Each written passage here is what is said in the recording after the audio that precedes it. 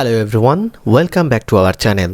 আজকে ফিরে এসেছি ভাগবত চ্যাপ্টার 1 রাক্ষস নামের ভয়ঙ্কর একটি মুভির গল্প নিয়ে, যা প্রত্যেকটি নারীর জীবনে একটি শিক্ষণীয় বিষয়। তাই প্রতিটি মেয়ের উচিত জীবনে একবার হলেও এই মুভিটি দেখা। তো চলুন দেরি না করে শুরু করা যাক। পর্দার আড়ালে থাকা আসল শয়তানকে খুঁজে বের করার জন্য একজন পুলিশ অফিসারের কী করণীয়। এই শান্ত শহরে যখন 19টি মেয়ে নিখোঁজ, ঘটনাকে পুলিশ পলায়ন বলে ফাইল ক্লোজ করে দেয়, তখনই প্রবেশ করে সেই অফিসার যার নিজের ভেতরেও এক ঝড় চলছে। একদিকে ক্রোধে ফুটতে থাকা ইন্সপেক্টর ভাগবত, অন্যদিকে নিরাপরাধ অধ্যাপকের শান্ত চেহারার আড়ালে লুকিয়ে থাকা রাক্ষস। এই মনস্তাত্ত্বিক দাবা খেলায় কে শিকারী আর কে শিকার? উত্তরপ্রদেশে ঘটে যাওয়া এক বাস্তব ঘটনা অবলম্বনে তৈরি, যা আপনাকে প্রশ্ন করবে মানুষ কি জন্মগতভাবেই রাক্ষস, নাকি পরিস্থিতি তাকে তা বানিয়ে দেয়। ইন্সপেক্টর বিশ্বাস ভাগবত, যার জীবনের একমাত্র সঙ্গী তার মেজাজ ও অতীতের এক ব্যক্তিগত ট্রমা, তাকে শাস্তি হিসেবে বদলি করা হয় রবার্টসগঞ্জ। এই শহর আপাতদৃষ্টিতে শান্ত, কিন্তু এখানকার মাটি চাপা দিয়ে রেখেছে এক ভয়ঙ্কর সত্য। পুনম নামে এক মেয়ের নিখোঁজ মামলা ভাগবতের হাতে আসে। ফাইল ঘাঁটতে গিয়ে সে দেখে গত কয়েক বছরে একই এলাকা থেকে আরও 18টি মেয়ে রহস্যজনকভাবে নিখোঁজ হয়েছে। কোনো তদন্ত হয়নি, সব ফাইল বন্ধ। ভাগবত চ্যালেঞ্জ নেয় সে এই 19টি নীরব ফাইল খুলে তাদের সত্য উন্মোচন করবে।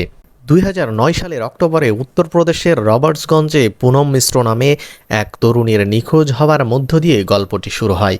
একজন উন্মত্ত মহিলা তার স্বামীকে তাদের মেয়ের বাড়ি ফিরে না আসার কথা বলেন, কিন্তু প্রাথমিক প্রতিক্রিয়াগুলি অস্বীকার করে। পুনম নিখোঁজ হয়েছে, কিন্তু টাকা, গয়না, এমনকি কিছু বিবাহের পোশাকও নিখোঁজ। তাই স্থানীয় পুলিশ এটিকে একটি সাধারণ পলাতক হিসেবে ধরে নেওয়াই যুক্তিসঙ্গত মনে করেছে। একজন পুলিশ এমনকি বলে যে সে কালো ছিল, তাই তার কোনো বিবাহের সম্ভাবনা ছিল না। তারা বলে যে সে সারা রাত ধরে তার ফোন কানে আটকে রেখেছিল। একজন স্থানীয় রাজনীতিবিদ এটিকে ঘিরে লাভ জিহাদ গল্প তৈরি করে। সে এবং তার চররা দাবি করে যে একজন মুসলিম পুরুষ নিখোঁজের পিছনে রয়েছে। দাঙ্গা চলছে, পুলিশ এবং বিক্ষোভকারীরা রাস্তায় মুখোমুখি হচ্ছে। রাজনৈতিকভাবে উত্তপ্ত এই পরিবেশে ভাগবত শহরে আসেন। ভাগবত মামলাটি পুঙ্খানুপুঙ্খভাবে না করার জন্য তার নতুন সহযোগীদের তিরস্কার করেন। উদাহরণস্বরূপ, তারা তার কল রেকর্ড পরীক্ষা করেনি। ভাগবত পুনমের বাবাকে আশ্বস্ত করেন যে তিনি 15 দিনের মধ্যে তার মেয়েকে ফিরিয়ে আনবেন। রাজনীতিবিদও তার সাথে দেখা করতে যান, কিন্তু ভাগবত ভীত হন না। আসলে রাজনীতিবিদই মাথা নিচু করে চলে যান। ভাগবতের একজন সহযোগী বলেন যে মহিলাদের মধ্যে কোনো যোগসূত্র থাকা জরুরি নয়, কারণ তিনি এমন একটি ঘটনার কথা জানতেন সেখান থেকে খুব কাছের একটি শহরে এক ব্যক্তি অল্প বয়সী মেয়েদের অপহরণ করে হত্যা করেছিল। কেউ কেউ বলেছিলেন যে তিনি কিছু খারাপ উদ্দেশ্যে তাদের বলি দিতেন। ভাগবত বোমা ফেলেন। তিনি ঘটনাটি জানেন, কারণ তার বোন সেই বলি দেওয়া মেয়েদের মধ্যে ছিল একজন। যখন তার বয়স 17 বছর, তখন সে নিখোঁজ হয়ে যায় এবং তার বয়স তখন 13 বছর। পুলিশ অবশেষে ফোন রেকর্ড পরীক্ষা করে এবং একটি ফোন নাম্বার খুঁজে পায় যার সাথে পুনম সবচেয়ে বেশি কথা বলতো। তারা আরও গভীরভাবে অনুসন্ধান করে এবং আবিষ্কার করে যে এটি একজন শ্রমিকের ফোন নাম্বার, কিন্তু এটি বেশিরভাগ সময় কৌশল্যা নামে একটি মেয়ে ব্যবহার করত। এবং সেও 7 মাস ধরে নিখোঁজ, এবং তার নাম অন্য কোনো শহরে আরেকটি নিখোঁজ মেয়ের দিকে নিয়ে যায়। পুলিশ নিখোঁজ মহিলাদের একজনের ফোন নাম্বার খুঁজে পায়। এটি ক্যালেন্ডারে লেখা আছে। নিখোঁজ মহিলাদের এই গল্পের সাথে সমান্তরালভাবে অপ্রচলিত প্রেমের গল্প চলে। এতে একজন পুরুষ জড়িত যে নিজেকে সমীর বলে এবং মীরা নামে একজন মহিলাকে জড়িত করে। একদিন সমীর আর মীরার হঠাৎ দেখা হয়। মীরা সমীরের মোহকে প্রতিহত করতে পারে না এবং সে প্রেমে পড়ে যায়। সমীর তাকে একটি রেস্তোরাঁয় রোমান্টিক ডেটে নিয়ে যায় এবং জিন্স পরতে বলে। সে তা করে। খাবার সময় সমীর বলে যে সে একজন মুসলিম, তাই তাদের বিয়ে করা কঠিন হবে। সে পরামর্শ দেয় যে তাদের পালিয়ে যাওয়া উচিত। মীরা তার পরিবারকে ভালোবাসে বলে অনিচ্ছুক, কিন্তু সে সমীরকেও ভালোবাসে। রামায়ণ থিয়েটারের একটি পরিবেশনার সময় সে কি করবে তা ভাবছে। সে জানে তার ঐতিহ্যবাহী বাবা মা তাকে কখনোই একজন মুসলিম পুরুষকে বিয়ে করতে দেবে না। তাই সে অবশেষে সমীর যা চাই তাই করার সিদ্ধান্ত নেয়। পুলিশ সন্ধ্যার বাড়িতে যে ফোন নম্বরটি খুঁজে পেয়েছে তা হলো কবিতা শাস্ত্রী নামে একজন আলোকচিত্রীর, যিনি একটি রেড লাইট জেলার কাছে থাকেন। এখন ভাগবত সন্দেহ করে যে এটি যৌন পাচারের ঘটনা হতে পারে, সম্ভবত মহিলাদের বিক্রি করার জন্য অপহরণ করা হয়েছিল, দালাল সাহায্যকারী নয়। সে বলে যে তার স্থানীয় মেয়েরা আরও অদ্ভুত কিছু পছন্দ করে। কবিতা বর্তমানে নেপালে আছে এবং যখন সে ফিরে আসে ভাগবত এবং তার পুলিশ অফিসাররা বাড়িতে অভিযান চালায়। তাকে কেবল একটি শিশুসহ পাওয়া যায়। ভাগবত তার মুখোমুখি হয়, কিন্তু সে একবারে কিছুই জানে না বলে দাবি করে। তারা তার ফোন থেকে দুটি ফোন নাম্বার খুঁজে পায়, কিন্তু আপাতত সেগুলি বন্ধ রয়েছে। ভাগবত তার অফিসারদের সক্রিয় হলে তাদের খোঁজ রাখতে বলেন। একটি নাম্বার সক্রিয় হয়ে ওঠে এবং ভাগবতকে জানানো হয় তারা এখন এটি পর্যবেক্ষণ করছে। অবশেষে তাদের একটি নাম আছে রাজকুমার সিরেটিয়া, তাই সমীর এর আসল নাম রাজকুমার। যেহেতু ভাগবত এবং তার দলের কাছে এখনও তার বিরুদ্ধে কোনো শক্ত প্রমাণ নেই, তাই তারা তাকে কিছু সময়ের জন্য আটকে রাখার জন্য একটি ছোটোখাটো অভিযোগ দায়ের করতে চায়। অনুমতি দেওয়া হয়। তারা কবিতাকে তাদের পরিকল্পনার অংশ হতে রাজি করায়। যখন তারা জানতে পারে যে কবিতা রাজকুমারের দুই স্ত্রীর মধ্যে একজন, অন্যজন দ্বিতীয় জনের নাম সুমিত্রা। যদিও কবিতা তার উপর প্রতিশোধ নিতে চায়, সেও তাকে ভয় পায়। রাজকুমারকে প্রলুব্ধ করার জন্য তাকে টোপ হিসেবে ব্যবহার করা হয় এবং অবশেষে সে পুলিশ হেফাজতে। যখন তাকে পুলিশের গাড়িতে করে নিয়ে যাওয়া হচ্ছে, তখন সে কবিতাকে জিজ্ঞাসা করে যে সে ঠিক আছে কিনা। পুরোপুরি জানে যে সেই তাকে গ্রেপ্তার করেছে। থানায় তাকে কাপড় খুলতে বাধ্য করা হয়। তাকে দোষী বা অনুতপ্ত দেখায় না, কিন্তু তার সম্পর্কে একটা আত্মবিশ্বাসের ভাব আছে যা ভাগবতকে ঝাঁকুনি দেয়। ভাগবত তার লোকদের তাকে ঘুমাতে না দেওয়ার নির্দেশ দেন। রাজকুমারের দ্বিতীয় স্ত্রী সুমিত্রাকেও ধরে থানায় আনা হয়। তার বাড়ি থেকে প্রচুর গয়না উদ্ধার করা হয় এবং অন্তত কিছু গয়না নিখোঁজ মহিলাদের গয়নার মতো দেখায়। জিজ্ঞাসাবাদের সময় রাজকুমার ভাগবতকে উত্তেজিত করে এবং পরে তাকে মারধর করে। যখন জিজ্ঞাসাবাদ শেষ হয়, রাজকুমার, একজন ক্লাসিক সাইকোপ্যাথ, হেসে বলে যে সে নিশ্চিত নয়, তবে তার এখন দুটি পাঁজর ভাঙা আছে। সে তার বিচারে এটি ব্যবহার করবে। ভাগবত বলে যে যেদিন সে পাঁজর ভাঙার সিদ্ধান্ত নেবে সেদিন সে কথা বলতে পারবে না। তবুও রাজকুমারকে ফাঁসানো কঠিন। পুলিশের একটি স্বীকারোক্তি বা অন্তত একটি জঘন্য সাক্ষ্যের প্রয়োজন। সুমিত্রাকে জিজ্ঞাসাবাদ করা হয় এবং সম্ভবত মারধর করা হয়। এতে রাজকুমার বিরক্ত হয়, কারণ সে সত্যিই তাকে ভালোবাসে বলে মনে হয়।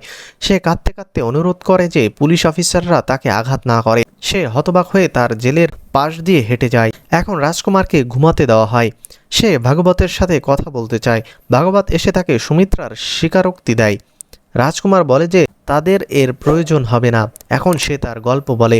সে বলে যে কেউ পুনমকে বিয়ে করতে চায়নি। সে তার সাথে একটু প্রেমের কথা বলেছিল এবং তারপর পালিয়ে গিয়ে তাকে বিয়ে করতে বলেছিল। সে রাজি হয়েছিল। তারা কোথাও একটি নির্দিষ্ট হোটেলে ছিল।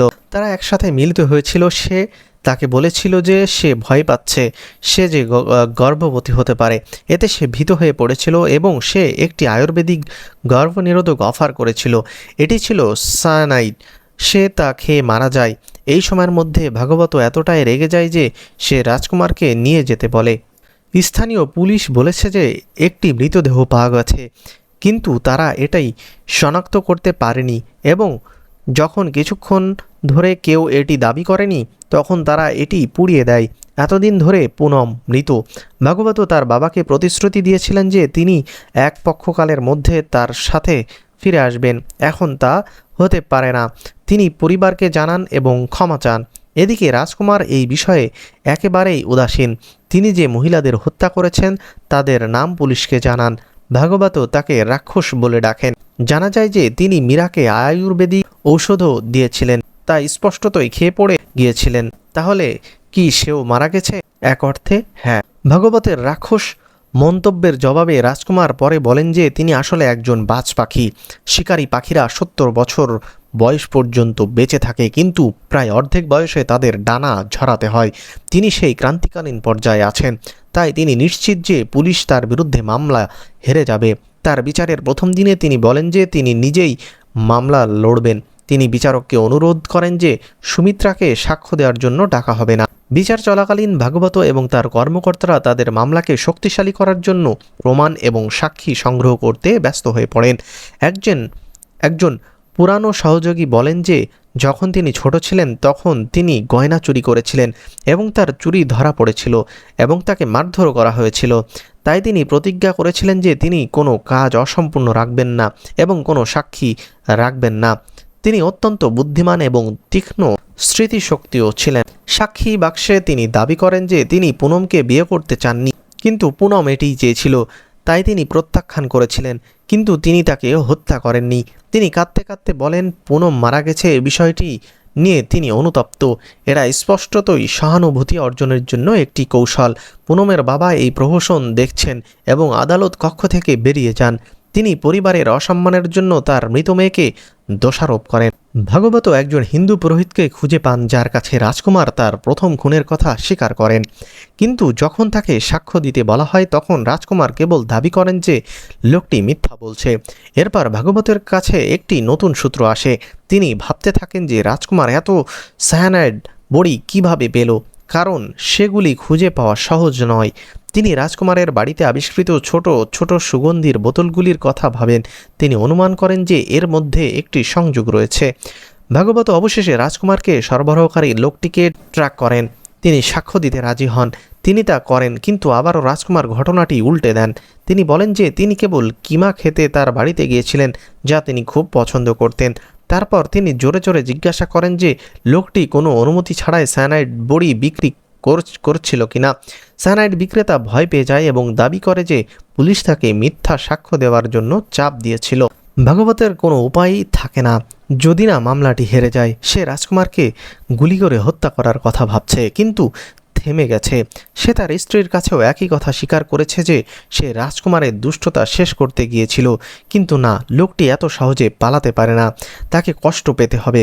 রাজকুমার তার স্বীকারোক্তিতে একটি নির্দিষ্ট দেবলোক লজের কথা উল্লেখ করেছে, যেখানে রাজকুমার তার একজন ভুক্তভোগীর সাথে থাকতেন।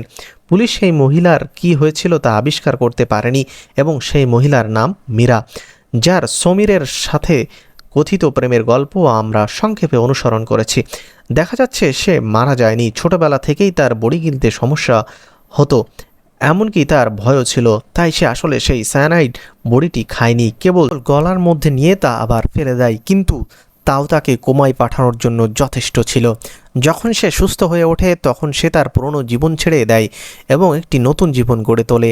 সে এখন একজন প্রেমময় স্বামীর সাথে বিবাহিত এবং এমনকি তার একটি ছোট মেয়েও আছে। ভাগবতকে তার বন্ধু এইসব বলে। সে অনুরোধ করে যেন অফিসার তাকে বিরক্ত না করে, কারণ এতে তার ভঙ্গুর নতুন জীবন ধ্বংস হয়ে যেতে পারে। কিন্তু ভাগবতের কাছে আর কোনো বিকল্প নেই। সে মীরার কাছে আসে। সে সব ঝুঁকি নিতে রাজি নয়। ভাগবত তাকে রাজকুমারের হত্যা করা মহিলাদের ছবি দিয়ে রেখে যায়। ছবিগুলো দেখে সে কাঁদে এবং ভাবছে কি করা উচিত। সে তার স্বামীর কাছে সব স্বীকার করে। সে বলে যে সে মীরাকে মেনে নিতে পারে, কিন্তু অন্যরা তাদের সম্পর্কে কি ভাববে তা নয়। তাই মনে হচ্ছে মীরা সাক্ষ্য না দেওয়ার সিদ্ধান্ত নেবে। সর্বোপরি সে হয়তো তার স্বামী এবং এমনকি তার মেয়েকেও ছেড়ে দিচ্ছে। এদিকে ভাগবত বলে যে তারা রাজকুমারকে জালিয়াতির তুচ্ছ অভিযোগে জেলে যেতে দিতে পারে না, অন্যথায় তাদের খাকি পোশাকের কোনো অর্থ নেই। তার ঊর্ধ্বতন জবাব দেয় যে পৃথিবী যদি পরিকল্পনা অনুসারে পরিচালিত হতো তাহলে সমাজের খাকি পোশাকের প্রয়োজন হতো না। সে ভাগবতকে মহিলাদের পক্ষে প্রতিশোধ না নিতে এবং কেবল তার কর্তব্য পালন করতে বলে। পরের দিন আদালত কক্ষে মীরা রাজকুমারের বিরুদ্ধে সাক্ষ্য দিতে এসে সবাইকে অবাক করে। এখনো পর্যন্ত রাজকুমার শান্ত এবং বোকামি করেছিল, এখন কেবল তার মুখে উদ্বেগ দেখা যাচ্ছে। সে পরাজিত দেখাচ্ছে। মীরার সাক্ষ্য এখন তার ভাগ্য সিল করবে। সমাজের আসল রাক্ষস কেবল একজন সিরিয়াল কিলার নয়, এটি হলো সেই সামাজিক ও রাজনৈতিক কাঠামো যা দুর্বল ও প্রান্তিক মানুষদের রক্ষায় ব্যর্থ হয়। যখন পুলিশ অসৎ থাকে, রাজনীতি দুর্নীতিগ্রস্ত হয় এবং সমাজের একটি অংশ তরুণীদের নিখোঁজ হওয়াকে ধর্মীয় বা পারিবারিক ইস্যুতে পরিণত করে, তখন সেই পরিবেশই শিকারীদের জন্ম দেয়। এই ছিল আজকের মুভি এক্সপ্লেনেশন। কেমন লাগলো আজকের এই গল্পটি কমেন্টে জানাতে ভুলবেন না। আর ভিডিও ভালো লাগলে অবশ্যই আমাদেরকে সাবস্ক্রাইব করে পাশেই থাকবেন। পরবর্তী মুভি এক্সপ্লেনেশনের আমন্ত্রণ জানিয়ে এখানেই শেষ করছি। আল্লাহ হাফেজ।